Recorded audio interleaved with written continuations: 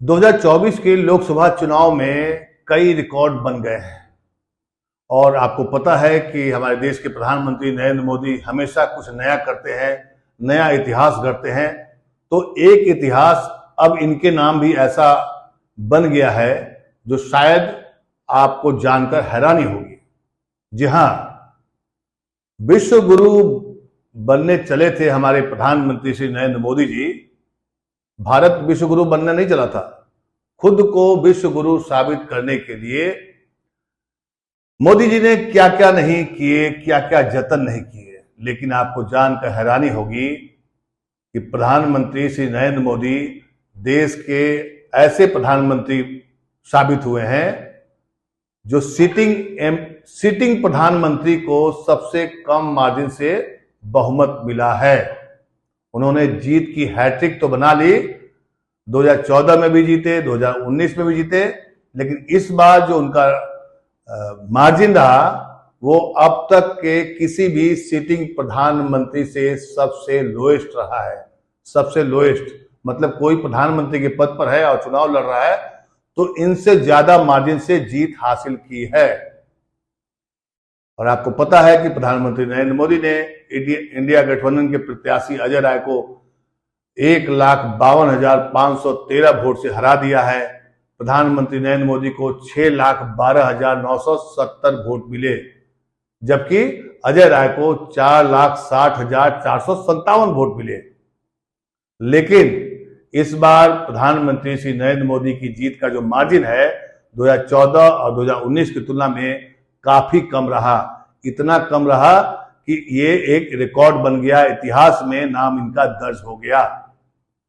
हालांकि काउंटिंग के बाद से ही इस बात की चर्चा थी कि भारतीय जनता पार्टी का सबसे बड़ा गढ़ माने जाने वाले वाराणसी में पार्टी के सबसे बड़े स्टार प्रचारक, भाग्य विधाता श्री नरेंद्र मोदी का मार्जिन आखिर क्यों नहीं बढ़ा। 4 लाख से 5 लाख से जीतने की और 10 लाख का दावा करने वाले इस बार संसदीय सीट से आपको जानकर हैरानी होगी कि बनारस के 5 विधानसभा क्षेत्रों के मतदाताओं ने मोदी जी को चैलेंज दिया। दक्षिण शहर का जो मतदाता ने है वो उन्होंने इतिहास रच दिया। 5 विधानसभा क्षेत्रों में सिर्फ शहर दक्षिणी ही ऐसा था जहां पीएम मोदी को 1 लाख वोट का आंकड़ा पार नहीं कर पाए। मतलब शहर में ही उनको भारी विरोध का सामना करना पड़ा या वोट नहीं मिला, जो भी आप समझ लीजिए। जिस रोहनिया और सेवापुरी विधानसभा क्षेत्र को भाजपा का मजबूत गढ़ माना जाता था, वही पाला बदल करके इंडिया गठबंधन के साथ खड़े नजर आए। मतलब कि वहां के लोगों ने नरेंद्र मोदी को वोट नहीं दिया। ये आंकड़े ऐसे हैं जो आप सुनेंगे तो आप दंग रह जाएंगे, आपको विश्वास नहीं होगा। अजय राय को कुल जो वोट मिला 40.74% और भारत के इतिहास में 72 साल के इतिहास में कांग्रेस को सबसे ज्यादा वोट प्रतिशत बनारस में मिला है, 40% से ज्यादा। इस बार के चुनाव परिणाम के आंकड़े बताते हैं कि बनारस शहर के दक्षिणी साउथ वाराणसी के मतदाताओं ने पीएम मोदी को 1 लाख से कम यानी 97,878 वोट ही दिए। वहीं इंडिया गठबंधन के उम्मीदवार अजय राय को इस विधानसभा से 81,000 से ज्यादा मत मिले। मतलब यही मामला फंसा हुआ था।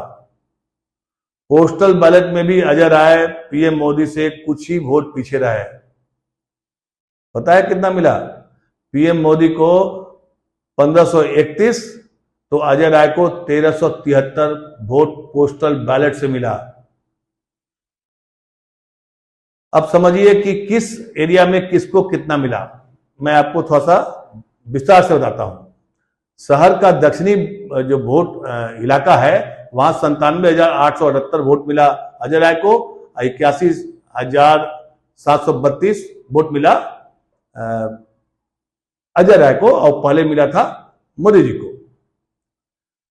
हर क्षेत्र में, हर विधानसभा क्षेत्र में सिर्फ वाराणसी कैंट ही एक ऐसा विधानसभा क्षेत्र था जहां पर मार्जिन मोदी जी को ज्यादा मिला। मार्जिन कितना मिला, मतलब वोट का परसेंटेज क्या है, उस पर तो बाद में बात करेंगे। लेकिन आप समझिए कि सेवापुरी हो, रोहनिया हो, इन सभी जगह काफी टक्कर मिली अजय राय निधि भारत के प्रधानमंत्री श्री नरेंद्र मोदी जी को। और मोदी जी की जीत में कैंट का बहुत बड़ा योगदान रहा। हालांकि प्रधानमंत्री मोदी ने बनारसी से तीसरी बार 1.5 लाख मतों के अंतर से जीतने में सबसे बड़ा जीत गए। और उसमें अगर आप आंकड़ों को देखेंगे, समझेंगे, तो कैंट विधानसभा के मतदाताओं ने उनकी इज्जत बचा ली। लेकिन उनका परसेंटेज क्या रहा? अगर परसेंटेज देखेंगे तो किसी भी सिटिंग प्रधानमंत्री का इतना कम परसेंटेज नहीं आया। ये भी ऐतिहासिक आंकड़ा है जो मीडिया नहीं बताएगा, नहीं बता रहा है। और ये अपने आप में अजूबा है, क्योंकि विश्व गुरु को इतने कम मार्जिन से वोट मिलेगा तो कैसे फिर कोई विश्वास करेगा? पीएम मोदी के जीत के मतों का अंतर कम करने में सबसे ज्यादा जो भूमिका रही, वाराणसी शहर के दक्षिणी इलाका और वहां के मुस्लिम मतदाताओं की प्रमुख भूमिका रही है इस बार, जो एक तरफा अजय राय के साथ खड़े रहे। और हालांकि बसपा के मुस्लिम जो प्रत्याशी थे वहां अतहर जमाल, उनकी तरफ से मुस्लिम मतदाताओं का कोई योगदान नहीं रहा। जो सबसे बड़ी बात है, मैं आपको बताऊं कि वाराणसी को, अयोध्या को सड़क मार्ग हो, चाहे रेल मार्ग हो, जल मार्ग हो, सहित तमाम ऐसे जरिया जिससे कि बनारस का विकास हो। और बनारस के विकास के लिए सैकड़ों परियोजनाओं की बदौलत पिछले 10 साल में शहर की तस्वीर तो बदली है, इसमें दो राय नहीं है। लेकिन लोग खुश नहीं थे।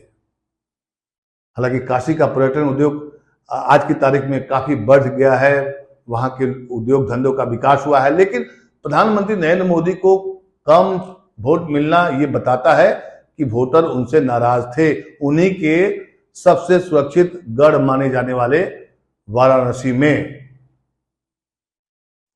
हालांकि आपको पता है कि पिछले 10 साल में उन्होंने 50 से ज्यादा काशी की यात्रा की है। और हमेशा जब भी वो दौरा करते थे तो चर्चा का विषय रहा था। आज जब लेकिन ये खबर आई, आंकड़े आए कि एक सिटिंग प्रधानमंत्री या कोई मंत्री जब चुनाव लड़ता है तो उम्मीद रहती है कि वो जीत जाएगा। लेकिन प्रधानमंत्री का कैंडिडेट आमतौर पर जल्दी हारता नहीं है। दूसरी बात, सिटिंग प्रधानमंत्री हैं, मतलब सिटिंग प्रधानमंत्री हैं। आपको याद होगा एएनआई की स्मिता प्रकाश हो, चाहे आपकी टाइम्स नाउ की नाविका कुमार, उन्होंने कहा था कि ये तो चुनाव महज मैंने फॉर्मेलिटीज है।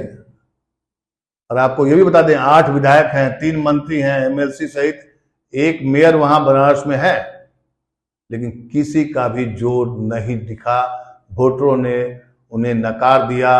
अगर शुद्ध और सही तरीके में, सरल शब्द में कहा जाए तो वोटरों ने मन बना लिया था कि इस बार टक्कर देंगे। इज्जत बच गई। इज्जत इसलिए बच गई क्योंकि चुनाव जीत गए, तीसरी बार चुनाव जीत गए। अब चुनाव नहीं जीते वो तो फिर बड़ी खबर बन जाती। लेकिन प्रधानमंत्री मोदी को सबसे कम मार्जिन से जीतने का ये जो रिकॉर्ड उनके नाम हुआ है, पहले आपको मैं उसके बारे में थोड़ा सा बताऊं, इसके बारे में कि इसके पहले कौन कौन ऐसे प्रधानमंत्री थे, उनके जीत का मार्जिन क्या था। मेरे पास जो डाटा आया है उसमें जो बता रहा है कि उसमें ये है कि having said this, Modi also lost votes in every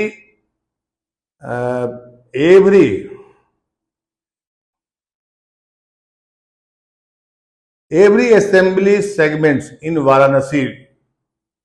हर क्षेत्र में, हर विधानसभा क्षेत्र में कम वोट मिला है, मतलब हारे हैं, जीते नहीं है हर जगह से। हर विधानसभा क्षेत्र में चुनौती मिली है। ये खबर आप देखिए, ये खबर मैंने मोबाइल से, सोशल मीडिया पे चूंकि खबरें आती हैं, 1-2 अखबारों में खबर छप जाती है, लेकिन मुख्य धारा की मीडिया अगर ये खबर बताए तो देश की आंखें खुलेगी कि हमारे देश के सबसे बड़े नेता और सबसे लोकप्रिय नेता, इसमें कहने में कोई गुरेज नहीं, और सबसे अच्छे बोलने वाले, कनेक्ट करने वाले प्रधानमंत्री मोदी पर इस बार उन्हीं के क्षेत्र में जनता ने भरोसा नहीं जताया उतना जितना कि जताना चाहिए, जितना कि पहले का इतिहास रहा है। तो ये अपने आप में एक बड़ी खबर है।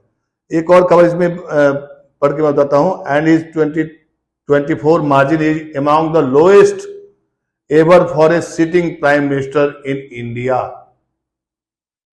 विक्ट्री मार्जिन क्या है? पहले के प्राइम मिनिस्टर का क्या था? राजीव गांधी का जो था स्ट्राइक रेट था 72.18%। राजीव गांधी फिर दोबारा जो जीते थे उसमें 50.22% है। नरेंद्र मोदी 2019 में 45.22% मार्जिन से जीते थे, खुद यही प्रधानमंत्री नरेंद्र मोदी जी। इंदिरा गांधी 1971 में 40.47 मार्जिन से जीती थी। अटल बिहारी वाजपेयी जो हैं 32.74, 32.74। इंदिरा गांधी 1967 में जीती थी तो उनका जो मार्जिन था 35.24। जवाहरलाल नेहरू 1962 में 33.46। चरण सिंह 33.33। पीवी नरसिंह राव 30.97। जवाहरलाल नेहरू 3 बार जीते हैं, तीनों में उनका परसेंटेज थोड़ा गिरा है। 21.88% 1957 में आया था और 1952 में फिर चुनाव हुआ तो 19.49% मार्जिन से जीते थे। मतलब अपने विरोधियों से कैसे कोई जीतता है इसके बारे में एक डाटा आया है। मैं वो डाटा आपके चार्ट पर दिखाता हूं, बताता हूं। आप समझिए कि प्रधानमंत्री मोदी जी का मार्जिन क्या है। 2024 में 13.49% के मार्जिन से चुनाव जीते हैं। ये खबर है ना, क्योंकि मैं अब कैसे खबर बताऊं। खबर बताने का सोर्स क्या होता है? जब कोई अखबार में खबर छपेगी, कोई इस पर रिसर्च करेगा, कोई इस पर विश्लेषण करेगा, कोई इस पर डिबेट करेगा, बहुत सारी बातें छन के आती है। आप गूगल सर्च करेंगे, आपको खबर ही नहीं दिखाई पड़ेगी। मैं इस खबर को ढूंढने के लिए, इसके तुलनात्मक अध्ययन करने के लिए बहुत सारा प्रयास किया, लेकिन बहुत आसान नहीं है कोई खबर मोदी जी के खिलाफ ढूंढना, उसको बताना, खास करके मुख्य धारा की मीडिया के लिए असंभव सी बात है। काशी के हर परिवार, हर सदस्य को इस जीत के लिए हृदय से आभार व्यक्त कर दिया है मोदी जी ने, और बोला है उन्होंने कि मेरा विश्वास है कि काशी की विकास यात्रा भविष्य में और तेज गति से आगे बढ़ेगी। उन्होंने बहुत सारी बातें कही है, धन्यवाद दिया है, और जो वहां का पारंपरिक उद्घोष है, ओम नमः पार्वती पते नमः, हर हर महादेव, ओम नमः पार्वती पते हर हर महादेव, ये लिख करके उन्होंने ट्वीट किया है। काशी के लोगों को बधाई भी दी है।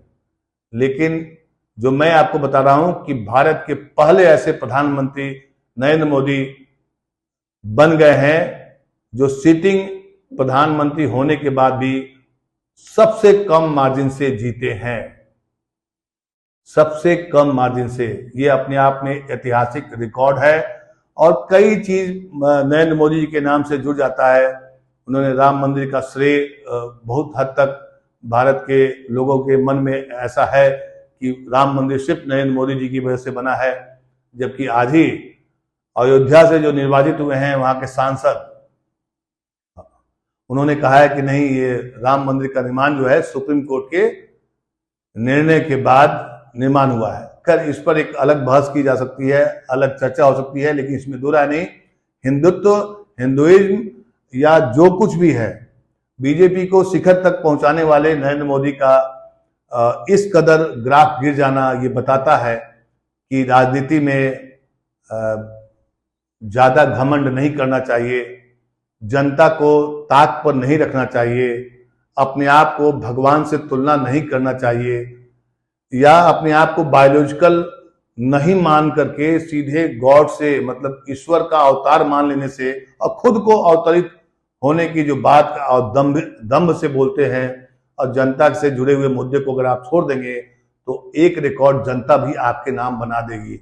आपने तो बहुत सारे रिकॉर्ड अपने नाम बनाए हैं, लेकिन जनता ने इस बार जो रिकॉर्ड बनाया है कि कोई एक ऐसा प्रधानमंत्री जो प्रधानमंत्री पद पर रहते हुए भी चुनाव जीतता है, हारता है। हारने का तो कोई रिकॉर्ड नहीं है, लेकिन प्रधानमंत्री पद पर बैठा हुआ कोई व्यक्ति सबसे कम मार्जिन से कोई जीतता है तो वो है नरेंद्र मोदी जी। इस खबर को बताने के पीछे का मकसद ये है कि खबर जानना चाहिए, सरकार किसकी बन रही है, कौन लोग शामिल हो रहे हैं, उससे उस दल के नेता, उस दल के समर्थकों को ज्यादा चिंता या उत्सुकता होती है। लेकिन देश के लोगों को उत्सुकता होती है कि कौन कितना अंतर से जीता। आपको जानकर हैरानी होगी कि बीजेपी में शिवराज सिंह चौहान एक ऐसे बड़े नेता बन के उभरे हैं जो 8.5 लाख वोट से अपने क्षेत्र से जीते हैं। सोचिए उनकी लोकप्रियता कितनी है। और कांग्रेस का एक उम्मीदवार असम से 10.5 लाख वोट से जीता है, और हमारे सिटिंग प्रधानमंत्री 1.5 लाख वोट से जीतते हैं। है ना एक दिलचस्प आंकड़ा। तो इस आंकड़े को समझिए, इस पर राजनीति कौन करेगा, जिसको करना है करे। लेकिन मैंने तो सिर्फ खबर बताई कि प्रधानमंत्री श्री नरेंद्र मोदी का इस बार का जो रिजल्ट है बनारस से, वो ये बताता है कि मोदी जी का ग्राफ नीचे गिर चुका है। इतना नीचे गिर चुका है जितना कि आप कल्पना नहीं कर सकते हैं। ये अलग बात है कि मीडिया में अभी भी महिमा मंडन किया जा रहा है, लेकिन सच्चाई ये है, उनके जीत का अंतर को देखिए, मार्जिन को देखिए, और हर विधानसभा में वोटरों का रुझान देखिए, तो आपको पता चलेगा जो आदमी अपने घर को, अपने किले को नहीं बचा सकता है, वो देश या पार्टी को कितना नेतृत्व दे सकता है, इस पर सवाल उठेगा। क्योंकि अब शिवराज सिंह चौहान आ खड़े हुए हैं 8.5 लाख वोट से, और ये बीजेपी की अंदरूनी राजनीति के लिए एक बहुत बड़ा विषय है। इस पर भी चर्चा होगी, आज होगी चाहे कल होगी, लेकिन चर्चा तो होगी, क्योंकि राजनीति जो है संभावनाओं का खेल है और समय का खेल है। आज समय शायद मोदी जी का नहीं है, इतना तो कह सकते हैं। अगर आप बनारस क्षेत्र में उनके वोट परसेंट को देखिए, उनके जीत के मार्जिन को देखिए, 13% के मार्जिन से अपने कांग्रेस के कार्यकर्ता से वो जीत पाते हैं। अगर वहां पर कांग्रेस या समाजवादी पार्टी कोई और बढ़िया मजबूत उम्मीदवार खड़ा करती और वहां फोकस करती तो शायद और भी चौंकाने वाले रिकॉर्ड बनते। खैर, मैंने आपको बता दिया कि मोदी जी का ग्राफ पहले से काफी गिरा है। उनकी लोकप्रियता अब सिर्फ मीडिया में बची हुई है, ये हम कह सकते हैं। मोदी जी खत्म नहीं हुए हैं, मोदी जी की राजनीति खत्म नहीं हुई है। मोदी जी एक राजनीति के इतने शिखर पुरुष बन चुके हैं कि अब मोदीवाद कहा जाए तो कोई दिक्कत नहीं, क्योंकि मोदी जी ने एक तो काम किया है, उसको भक्त कहिए या अनुभक्त कहिए या सपोर्टर कहिए, उन्होंने एक फौज तो तैयार कर ली है। हम कितना भी उनके बारे में आलोचना कर लें, लेकिन उनके चाहने वाले उनकी आलोचना सुनते नहीं जल्दी। तो ये भी मामूली चीज नहीं है, ये भी एक लोकप्रियता का पैमाना है। लेकिन उस लोकप्रियता का पैमाना उसी क्षेत्र में जब 5 लाख वोट से जिता रहा था तो हम सब कह रहे थे कि मोदी जी एक लोकप्रिय है। लेकिन आज वहां के वोटर ये बता रहा है कि नहीं, अब आप उतने लोकप्रिय नहीं हैं, आपकी नीतियां लोगों को पसंद नहीं आई। समझे, मोदी जी का ग्राफ गिर चुका है। नमस्कार।